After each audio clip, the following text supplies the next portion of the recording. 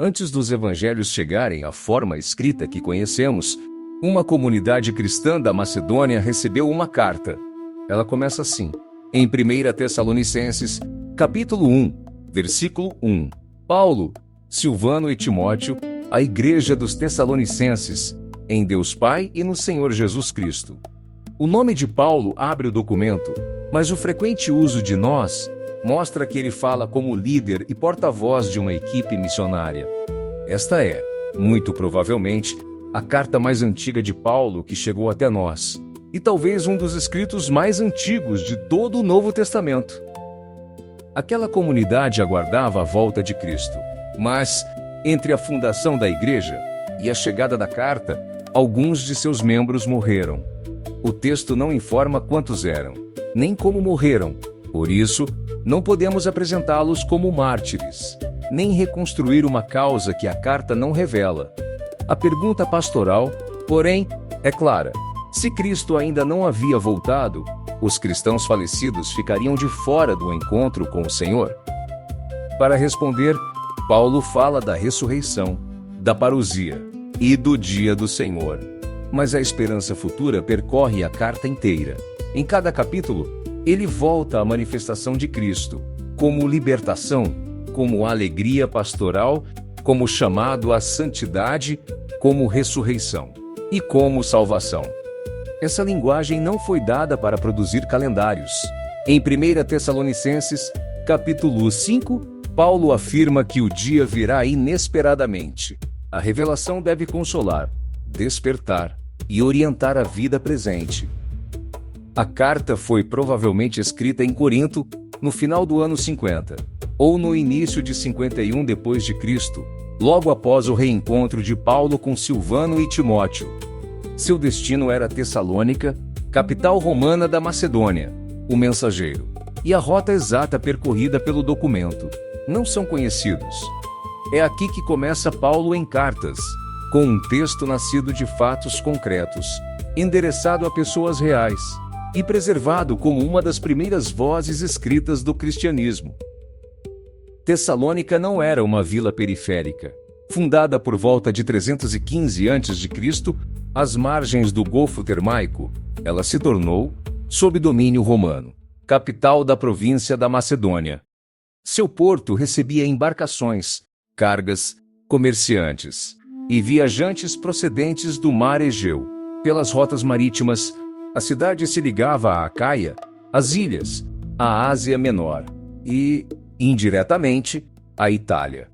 Quando Paulo escreve à igreja dos Tessalonicenses, escreve a uma comunidade situada numa das grandes encruzilhadas do norte da Grécia. A Via Egnácia atravessava Tessalônica e ligava o Adriático às regiões orientais do Império. Porto e estrada faziam circular mercadorias, notícias, militares, pregadores e práticas religiosas, cultos tradicionais, devoções domésticas, associações profissionais e manifestações de lealdade ao imperador faziam parte da vida urbana. Por isso, quando Paulo recorda, em 1 Tessalonicenses, capítulo 1, versículo 9, que eles haviam virado as costas aos ídolos e se voltado para o Deus vivo e verdadeiro, ele descreve mais do que uma mudança de opinião. Descreve uma ruptura capaz de alterar relações familiares, profissionais e públicas. Antes de chegar a Tessalônica, Paulo e Silas haviam sido açoitados e presos em Filipos. Atos dos Apóstolos, capítulo 16, narra os maus tratos, a prisão e a libertação. Mais tarde, a própria carta recupera essa memória. Em 1 Tessalonicenses, capítulo 2, versículo 2, Paulo recorda que, depois dos maus tratos e ultrajes sofridos em Filipos, Deus lhes deu coragem para anunciar o Evangelho, em meio a muitas lutas. A geografia da missão, portanto, também é uma geografia de feridas, resistência e continuidade. Partindo de Filipos, os missionários seguiram para o oeste, pela Via Egnácia. Atos, capítulo 17, versículo 1, registra a passagem por Anfípolis e a Polônia, antes da chegada a Tessalônica. Os antigos itinerários romanos situam a Polônia entre Anfípolis e Tessalônica. Somando as etapas, o caminho desde Filipos alcançava aproximadamente 150 quilômetros, dependendo do traçado adotado. Foram vários dias de marcha, com hospedagem incerta, poeira, animais de carga e o movimento constante de uma estrada imperial. Segundo Atos, Paulo entrou na sinagoga e discutiu as Escrituras durante 3 sábados. Seu argumento tinha um núcleo definido: o Messias devia sofrer e ressuscitar, e esse Messias era Jesus.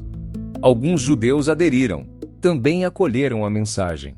Muitos gregos ligados à sinagoga e mulheres de posição respeitada. Atos informa 3 sábados de argumentação na sinagoga. Não informa, porém, que toda a permanência de Paulo na cidade tenha durado somente 3 semanas. O trabalho mencionado na carta e a ajuda recebida de Filipos permitem considerar uma estadia mais longa, talvez de várias semanas ou alguns meses. A própria carta mostra que grande parte da comunidade vinha do paganismo. Em 1 Tessalonicenses, capítulo 1, versículos 9 e 10, Paulo resume sua conversão em 4 movimentos: abandonar os ídolos, voltar-se para o Deus vivo, colocar-se a seu serviço e esperar dos céus o Filho ressuscitado.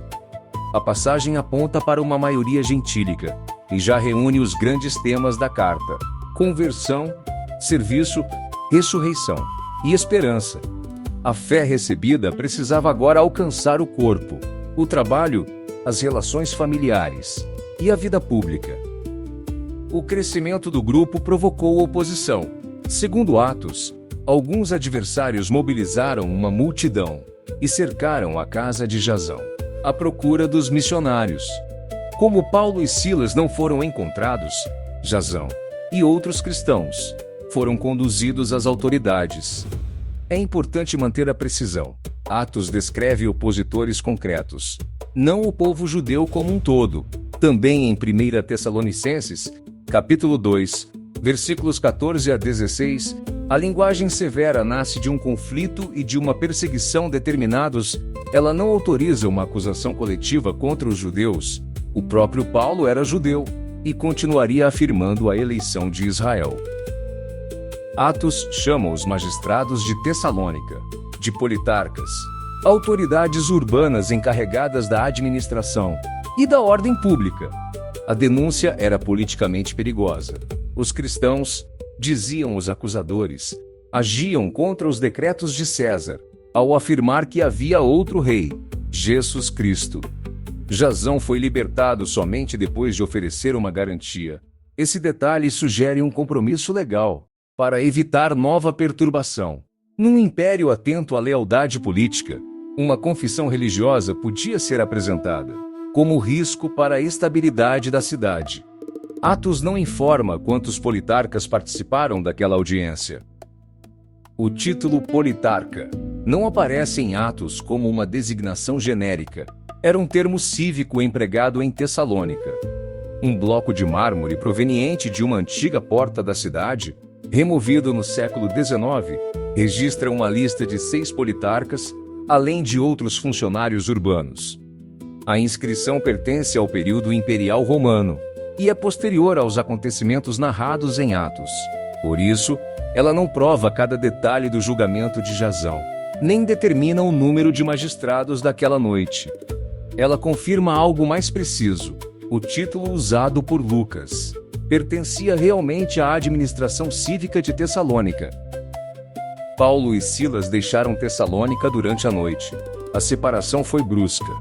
Em 1 Tessalonicenses, capítulo 2, versículo 17, Paulo diz que ficou longe deles, por pouco tempo, longe da vista, não do coração. O verbo grego pode transmitir a ideia de ter ficado órfão. Não é a comunidade que Paulo chama simplesmente de filhos abandonados. Ele e seus companheiros é que se sentem privados, de maneira dolorosa, da presença dos tessalonicenses. Paulo quis voltar mais de uma vez, mas escreve: Satanás nos impediu. A carta não explica qual acontecimento histórico produziu esse impedimento. Sem notícias, Paulo temia que a tribulação abalasse uma fé ainda jovem. 1 Tessalonicenses, capítulo 3, informa que, estando em Atenas, ele enviou Timóteo para confirmar e encorajar a comunidade. Quando Timóteo retornou, trouxe o que Paulo chama, no versículo 6, de boas notícias sobre a fé e o amor dos tessalonicenses. Eles permaneciam firmes e desejavam rever os missionários. A notícia não encerrou o cuidado. Paulo continuava rezando, noite e dia, para revê-los e completar o que ainda faltava à sua formação. A sequência geográfica ajuda a compreender a carta. Depois de sair de Tessalônica, Paulo e Silas seguiram para Bereia. Nova oposição obrigou Paulo a partir, enquanto Silas e Timóteo permaneceram algum tempo na Macedônia. Paulo chegou a Atenas e, segundo 1 Tessalonicenses, preferiu ficar ali sozinho, para enviar Timóteo de volta à comunidade. Mais tarde, Paulo seguiu para Corinto. Atos informa que Silas e Timóteo se reuniram com ele nessa cidade. É depois desse reencontro e das notícias trazidas por Timóteo que situamos a composição da carta. Os deslocamentos dos colaboradores não podem ser reconstruídos em todos os detalhes, mas Tessalônica, Bereia, Atenas e Corinto formam o eixo geográfico indispensável. Atos, capítulo 18, versículo 5, situa o reencontro de Paulo com Silas e Timóteo, em Corinto. É nesse contexto que a carta costuma ser datada, no inverno entre o final do ano 50 e o início de 51 depois de Cristo. A comparação entre o relato de 1 Tessalonicenses, capítulo 3, e a sequência de Atos, conduz a essa data aproximada. A carta não traz, porém, uma linha escrita pelo copista dizendo Corinto, nem informa o dia exato da composição. Local e data resultam da comparação histórica entre os documentos. A saudação nomeia Paulo, Silvano e Timóteo. O uso frequente de nós, nos e nosso mostra que a carta fala em nome da comunidade missionária. Paulo, entretanto, permanece sua voz principal. Em 1 Tessalonicenses, capítulo 2, versículo 18, ele interrompe o plural e declara: eu, Paulo. Um escriba pode ter registrado o ditado, como era possível na correspondência antiga, mas o texto não fornece seu nome, nem descreve o processo material. O que ele revela com clareza é uma equipe que transforma memória, preocupação e ensinamento numa visita pastoral por escrito. A inscrição de Galião não menciona Paulo, nem a carta aos Tessalonicenses. Seu valor é cronológico. Fragmentos encontrados em Delfos preservam uma carta do imperador Cláudio, que identifica Lúcio Júnior Galião como procônsul da Acaia. A titulatura imperial permite situar o documento por volta do ano 52, e o governo de Galião, comumente, entre 51 e 52. Atos, capítulo 18, coloca Paulo em Corinto. Durante esse proconsulado, trabalhando para trás na sequência, os historiadores situam a chegada de Paulo à cidade, por volta do ano 50. Assim, a inscrição não data diretamente 1 Tessalonicenses. Ela oferece um ponto externo, que sustenta o contexto cronológico em que a carta foi escrita. A carta possui duas grandes partes. Nos capítulos 1 a 3, Paulo recorda o anúncio, a acolhida da palavra, o comportamento dos missionários, a separação forçada e a missão de Timóteo. Nos capítulos 4 e 5, orienta a vida cristã, trata da santificação, responde sobre os mortos e ensina como esperar a vinda do Senhor. Mas as duas partes não estão isoladas. A volta de Cristo aparece ao menos uma vez em cada capítulo. No capítulo 1, como libertação. No 2, como alegria de Paulo. No 3, como horizonte de santidade. No 4, como ressurreição. E no 5, como salvação e fidelidade. No encerramento, 1 Tessalonicenses, capítulo 5, versículo 27, ordena que a carta seja lida a todos os irmãos. Ela não foi destinada somente à consulta privada de um dirigente, deveria ser ouvida pela comunidade reunida: homens, mulheres, trabalhadores, idosos e jovens. A palavra grega eklésia significa assembleia, a reunião litúrgica. É um contexto historicamente plausível para essa leitura pública. Ainda assim, o versículo, por si só, afirma com certeza a leitura para todos. Logo no início, Paulo resume a identidade da comunidade. Em 1 Tessalonicenses, capítulo 1, versículo 3, ele recorda: a ação de vossa fé, o esforço de vosso amor e a constância de vossa esperança. Essa tríade descreve a transformação concreta dos tessalonicenses. Pela fé, abandonaram os ídolos. No amor, serviram uns aos outros. Na esperança, suportaram a tribulação, aguardando a salvação trazida por Cristo.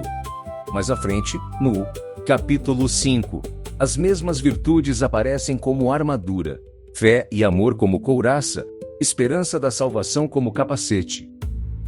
Mesmo jovem, a comunidade tornou-se referência.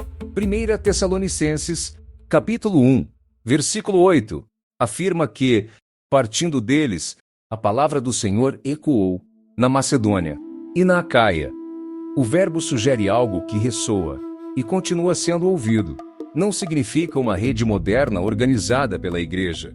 Tessalônica possuía um porto e era atravessada pela Via Egnácia. Mercadores, viajantes e mensageiros podiam levar a outras cidades a notícia de que uma comunidade havia abandonado os ídolos e permanecia fiel em meio à oposição. Para explicar seu modo de agir, Paulo utiliza imagens familiares. 1 Tessalonicenses, capítulo 2, versículos 7 e 8, compara o cuidado missionário ao de uma mãe que acalenta os filhos e afirma que desejava comunicar não apenas o Evangelho, mas a própria vida. Nos versículos 11 e 12, recorda também a ação de um pai, que exorta, encoraja e orienta cada filho a viver de modo digno de Deus. Essas imagens revelam as dimensões materna e paterna do ministério. Também respondem às suspeitas de engano, bajulação, ambição e busca de prestígio. 1 Tessalonicenses, capítulo 2, versículo 9, recorda os trabalhos e fadigas dos missionários. Eles trabalharam noite e dia, para não pesar sobre ninguém, enquanto anunciavam o Evangelho. A carta não especifica qual era o ofício exercido em Tessalônica.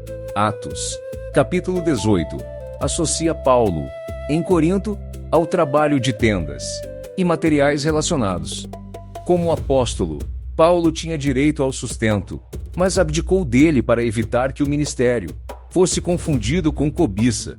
Sua independência econômica protegia a credibilidade do anúncio, num mundo que conhecia pregadores itinerantes, em busca de dinheiro ou honra. No capítulo 4, Paulo passa da memória para a formação moral. O versículo 3 afirma: a vontade de Deus é que sejais santos. Essa santificação alcança também a sexualidade, o corpo e o modo de tratar o próximo. No versículo 4, a expressão frequentemente traduzida como viver o matrimônio significa literalmente possuir o próprio vaso. Há duas leituras antigas: dominar o próprio corpo ou buscar e viver o matrimônio com honra. O detalhe permanece discutido. O sentido moral comum, porém, é seguro: castidade, autocontrole, lealdade e respeito, porque Deus não chama para a impureza, mas para a santidade, e concede seu Espírito Santo. Depois, Paulo trata do amor fraterno e do trabalho. Em 1 Tessalonicenses, capítulo 4, versículos 11 e 12, ele recomenda viver tranquilamente, cuidar dos próprios assuntos e trabalhar com as próprias mãos. O objetivo é caminhar dignamente diante dos que estão fora da comunidade e não dependerem indevidamente de ninguém. Essa orientação corresponde à necessidade de uma vida humilde, confiável e diligente. A expectativa da volta de Cristo não suspende o trabalho, não legitima o oportunismo e não permite abandonar responsabilidades. ela transforma a maneira de cumpri-las. Então a carta chega à inquietação que atravessou os séculos. 1 Tessalonicenses, capítulo 4, versículo 13, fala dos mortos, literalmente, dos que adormeceram. Na linguagem bíblica, o sono funciona como metáfora. A morte não é apresentada como palavra definitiva, pois haverá despertar na ressurreição. Paulo pede que os cristãos não permaneçam na ignorância e não se entristeçam, como os outros, que não têm esperança. A distinção é decisiva. É humano chorar a morte de quem amamos. É cristão impedir que o luto se transforme em desespero. A fé não elimina as lágrimas. Ela recusa que a morte tenha a última palavra. A resposta começa com uma confissão, não com uma teoria. Jesus morreu e ressuscitou. É o que afirma 1 Tessalonicenses, capítulo 4, versículo 14. A ressurreição corporal de Cristo é garantia e modelo da ressurreição dos fiéis. O destino dos mortos não é deduzido apenas de uma ideia filosófica sobre a sobrevivência da alma. Ele é compreendido a partir da Páscoa. Se Deus ressuscitou Jesus, os que morreram unidos a Ele não serão excluídos. Deus os conduzirá com Cristo e restaurará plenamente a vida na ressurreição. Paulo utiliza repetidamente a palavra parousia para falar da vinda do Senhor. Ela aparece em 1 Tessalonicenses, capítulos 2, 3, 4 e 5. No mundo greco-romano, parousia podia indicar presença ou chegada oficial de uma autoridade. Habitantes saíam para recebê-la e participavam de sua entrada pública. Essa prática ajuda a compreender o vocabulário, mas não é uma reconstrução literal da volta de Cristo. Na carta, parousia designa a manifestação gloriosa do Senhor, a ressurreição dos mortos e a reunião do seu povo. Não é uma visita privada, é a soberania de Cristo plenamente manifestada. 1 Tessalonicenses, capítulo 4, versículo 16, afirma que o próprio Senhor descerá do céu, à voz do arcanjo, e ao som da trombeta de Deus. Então, os mortos em Cristo ressuscitarão primeiro. Nuvem, voz, trombeta e descida pertencem à linguagem apocalíptica, imagens bíblicas empregadas para revelar a intervenção decisiva de Deus. O texto não pretende oferecer um esquema cinematográfico do céu. Seu ponto central é a prioridade concedida aos mortos. Eles não estão atrasados, não perderam a promessa, e não serão ultrapassados pelos vivos. O versículo 17 prossegue: os vivos serão, com os ressuscitados, arrebatados sobre as nuvens, ao encontro do Senhor. E, assim, estarão sempre com Ele. A palavra arrebatados também pode ser traduzida por levados. O texto descreve a transformação e a reunião dos fiéis com Cristo. Ele não exige a ideia de um desaparecimento secreto da igreja, separado da manifestação final do Senhor. Também não afirma que Paulo conhecesse a data, ou tivesse certeza de estar vivo naquele dia.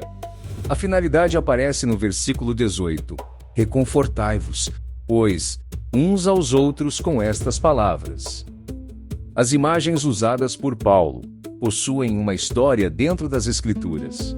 No Êxodo, capítulo 19, o Senhor desce sobre o Sinai, entre nuvem, voz e som de trombeta, enquanto o povo vai ao seu encontro. Em Josué, capítulo 6, trombetas e aclamação acompanham a intervenção de Deus em Jericó. Em Daniel, capítulo 7, o Filho do Homem vem entre as nuvens e recebe um reino que será partilhado com os santos. Essas passagens preparam o vocabulário de 1 Tessalonicenses. Paulo não inventa efeitos para assustar. Ele reúne imagens bíblicas de manifestação, realeza, juízo e vitória de Deus, para anunciar a vinda de Cristo. Depois de falar do encontro com o Senhor, Paulo trata dos tempos e momentos. 1 Tessalonicenses, capítulo 5, versículos 1 e 2, declara que os leitores já sabem: o dia do Senhor vem como ladrão durante a noite. A imagem significa que ele chegará, de maneira súbita e inesperada, não oferece uma chave para calcular o acontecimento. Essas palavras desencorajam a especulação sobre a data da volta de Cristo. Paulo não diz quando será. Por isso, qualquer sistema que prometa determinar o dia contraria a função da própria comparação. No versículo 3, Paulo menciona pessoas dizendo: paz e segurança. Então, quando se julgarem protegidas, a crise chegará de repente. A expressão se liga, em primeiro lugar, à falsa segurança do insensato e à tradição profética que denuncia uma paz enganosa. Num centro romano como Tessalônica, as palavras também podiam recordar a linguagem pública de paz e estabilidade imperial. Essa relação com a propaganda romana, porém, é uma hipótese contextual, não uma identificação explícita feita pela carta. O sentido principal permanece. Nenhuma promessa humana de estabilidade elimina a responsabilidade diante de Deus. Os cristãos, porém, não pertencem às trevas. 1 Tessalonicenses, capítulo 5, chama-os de filhos da luz e filhos do dia. Vigiar não significa observar o céu em ansiedade. Significa permanecer sóbrio e revestir-se, segundo o versículo 8, com a couraça da fé e do amor, e o capacete da esperança da salvação. O fundamento aparece no versículo 9. Deus não os destinou para a ira, mas para alcançar a salvação por Jesus Cristo. Por isso, Paulo conclui: confortai-vos e edificai-vos uns aos outros. A vigilância cristã é uma forma ativa de viver, porque o futuro pertence a Cristo. A carta mostra uma comunidade que já possuía responsáveis locais. 1 Tessalonicenses, capítulo 5, versículos 12 e 13, fala daqueles que trabalham entre os irmãos, presidem no Senhor e os admoestam. O texto não fornece títulos completos, nem descreve em detalhes uma estrutura ministerial. O trecho permite reconhecer o desenvolvimento de uma liderança estável, embora essa conclusão ultrapasse os títulos explicitamente fornecidos pelo texto. Paulo, entretanto, não entrega todo o cuidado somente aos dirigentes. Pede à comunidade advertir os desordenados, animar os tímidos, sustentar os fracos, ter paciência com todos e nunca retribuir o mal com o mal. Então aparecem algumas das frases mais conhecidas da carta. Estais sempre alegres. Orai de forma contínua. Dai graças em toda e qualquer situação. 1 Tessalonicenses, capítulo 5, versículos 16 a 18. Logo depois, Paulo ordena: não apagar o espírito, não desprezar as profecias, examinar tudo e guardar o que for bom. O discernimento deve verificar se profecias e supostas revelações estão de acordo com a verdade do Evangelho. Na carta mais antiga de Paulo, abertura ao espírito e exame comunitário não são adversários. A verdadeira espiritualidade exige ambos. 1 Tessalonicenses é muito antiga, mas seu cristianismo não é vazio, nem indefinido. Desde a saudação, a igreja aparece reunida em Deus Pai e no Senhor Jesus Cristo. A carta fala da eleição, do Evangelho anunciado no poder do Espírito Santo, da morte e ressurreição de Jesus, da santificação, da ressurreição dos mortos, do juízo e da salvação. Ela não apresenta ainda as formulações doutrinais desenvolvidas nos séculos posteriores. Contudo, antes de longos tratados, já existe um centro reconhecível. O Pai chama, Cristo morreu e ressuscitou, o Espírito santifica, e a Igreja vive na esperança da vinda do Senhor. Perto do final, 1 Tessalonicenses, capítulo 5, versículos 23 e 24, traz uma oração: que o Deus da paz santifique inteiramente a comunidade e guarde irrepreensível todo o seu ser, para a vinda de Cristo. Ao mencionar espírito, alma e corpo, Paulo enfatiza a totalidade da pessoa. Seu objetivo não é estabelecer uma anatomia rígida de 3 partes. A oração termina com uma certeza: aquele que chama é fiel e realizará a obra. Assim, a esperança cristã não é evasão. Ela sustenta a fé, faz o amor trabalhar, consola os enlutados, forma o corpo, orienta o trabalho e ensina a cuidar dos frágeis. Antes da despedida, Paulo pede oração aos irmãos e recomenda que todos sejam saudados com o beijo santo, um sinal público de afeição fraterna. Em seguida, no capítulo 5, versículo 27, ele coloca a comunidade sob compromisso. A carta deve ser lida a todos os irmãos. Ninguém deveria ser excluído de sua instrução, de sua correção ou de sua esperança. O documento termina como começou, com a graça do Senhor Jesus Cristo. Uma carta enviada a uma igreja jovem transforma-se, pela leitura pública, em memória compartilhada, orientação para a vida e consolo para os enlutados. Na primeira carta, Paulo consola os que temem pelo destino dos mortos, afirma a ressurreição e manda vigiar sem calcular datas. Mas a discussão não termina. Em 2 Tessalonicenses, a tensão muda. Alguns parecem alarmados pela afirmação de que o dia do Senhor já teria chegado. Surgem, então, expressões difíceis: a apostasia, o homem da iniquidade e aquele que o detém. O próximo episódio examinará essas palavras, sem antecipar soluções e sem transformar a linguagem apocalíptica em especulação. No próximo episódio de Paulo em Cartas, investigaremos 2 Tessalonicenses. Por que a comunidade ficou alarmada?